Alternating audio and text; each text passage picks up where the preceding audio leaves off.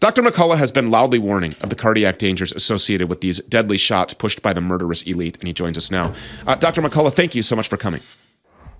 So, obviously, just to highlight your expertise in this, you're very qualified, if not more than anyone on the face of the planet, to speak of these cardiac injuries. So what happened to Bronny, in your opinion? We don't know. We don't have the details. These episodes of collapses have quite a range.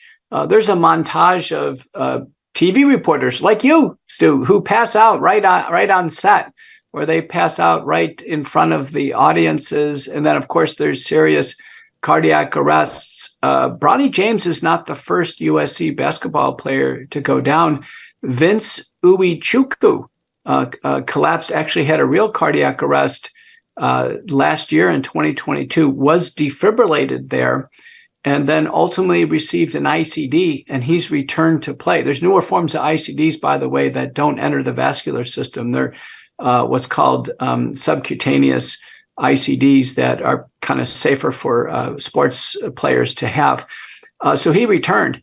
Now with former basketball player Oscar Cabrera Adames, he had myocarditis in 2021, and he dies on a treadmill in a health center in 2023. So these are the ranges. So you have Adames who dies.